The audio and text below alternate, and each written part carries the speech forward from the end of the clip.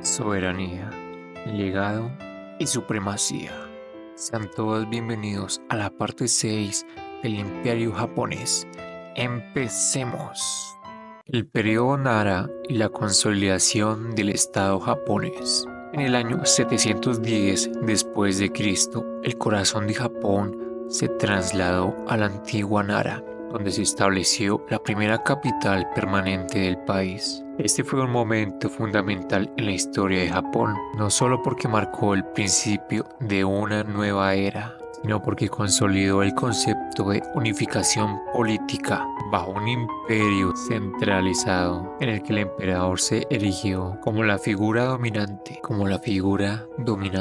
tanto en lo espiritual como en lo terrenal. El periodo Nara del año 710 al año 794 fue un tiempo de creación y de establecimiento de estructuras que con el paso de los siglos definirían el rumbo de la nación japonesa. La decisión de construir una capital permanente fue revolucionaria. Hasta entonces, las capitales de Japón eran temporalmente establecidas, dependiendo de las necesidades del momento. Sin embargo, el emperador Genmei decidió dar un paso audaz y construir una ciudad diseñada para durar, un lugar que representara el orden celestial y reflejara el poder del emperador, considerando el descendiente de los dioses. Para ello, Nara fue modelada a partir de la ciudad capital de Shan en China, un reflejo del sistema político y cultural que Japón deseaba emular. La ciudad de Nara fue diseñada con un plan cuadrado, lo que simbolizaba la armonía del universo y la conexión con las ideas confucianas que Japón adoptaba de sus vecinos continentales.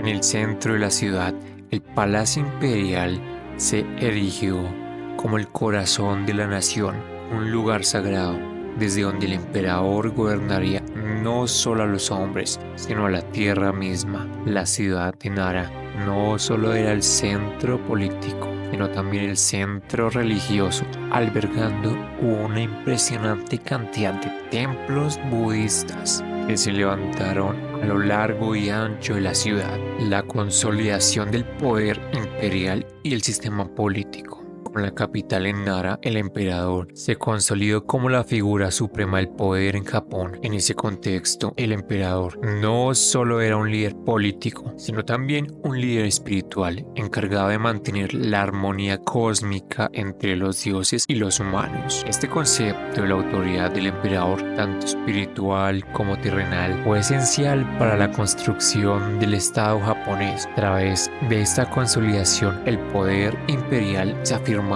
como la fuerza central que garantizaba la estabilidad del país. Durante este periodo, la corte imperial introdujo una serie de reformas políticas inspiradas en el modelo chino, como el sistema de clases y el gobierno centralizado. El Código Taiho del año 701 y el Código Yoro del año 718, inspirados en el sistema legal chino, establecieron un marco para el gobierno y la administración de Japón, país en provincias, y otorgaba un poder a funcionarios específicos. Estos códigos regulaban las obligaciones fiscales y el trabajo obligatorio de los campesinos y la organización de los funcionarios del gobierno. De este modo, la estructura política de Japón comenzó a asemejarse más a la centralización china, lo que le permitió a la corte imperial mantener un control más directo sobre los territorios. Sin embargo, a pesar de la centralización política, el poder de los clanes locales seguía siendo una fuerza importante. Necesitaba ser equilibrada cuidadosamente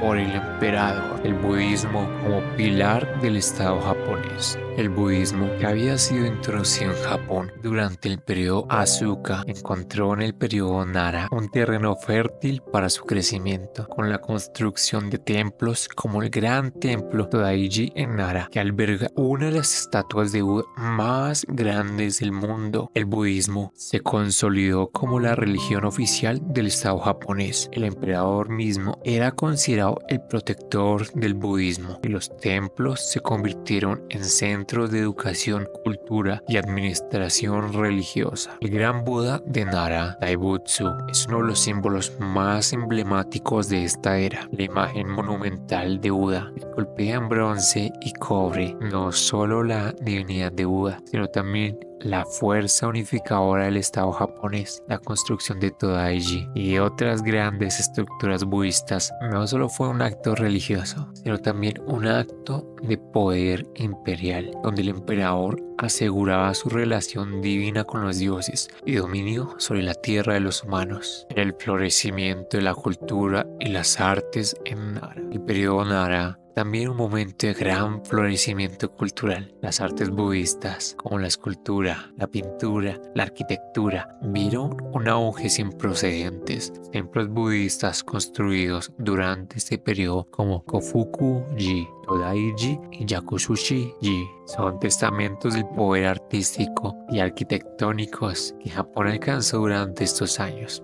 Además, la escritura y la literatura experimentaron una explosión de creatividad influenciada por las ideas filosóficas chinas y budistas. Uno de los aspectos más significativos de la cultura de Nara fue la producción de los primeros registros escritos de la historia de Japón, como el Kojiki del año 712 y el Nihon Shoki del año 720. Estos textos, escritos en caracteres chinos, contaban la historia mítica de los dioses y emperadores y ayudaron a consolidar la identidad japonesa, poniendo la nación bajo una narrativa común de origen divino. A través de estos registros, la historia de Japón fue registrada y por lo tanto inmortalizada, mientras que el poder imperial se veía reflejado en los relatos de los ancestros divinos. A pesar del poder centralizado del emperador, los clanes locales continuaron siendo actores poderosos en la política de Nara. Aunque el emperador tenía la autoridad suprema, los clanes aristocráticos seguían siendo clave en la administración local y en la ejecución de las políticas imperiales. Este equilibrio de poder entre el emperador y los clanes sería una característica fundamental de la política japonesa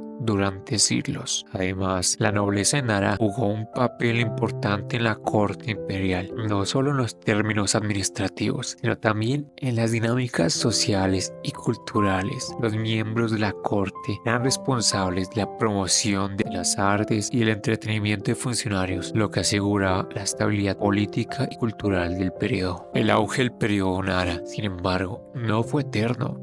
Hacia finales del periodo, las tensiones dentro de la corte, junto con los crecientes problemas con los clanes locales y las dificultades para administrar un estado tan vasto, comenzaron a poner la estabilidad política. En el siglo VIII, las tensiones llevaron a que el gobierno imperial se trasladara a Heian-kyo, la actual Kioto, en el año 794, marcando el comienzo del periodo Heian y el fin de la época de Nara. Con esto podemos concluir que el periodo Nara fue un momento fundamental en la creación del Estado japonés tal como lo conocemos, la consolidación de poder imperial, el auge del budismo como religión oficial, el florecimiento de las artes y las primeras crónicas históricas sentaron las bases de identidad nacional japonesa. Durante esos años, Japón comenzó a caminar hacia una estructura política y cultural que perduraría durante siglos,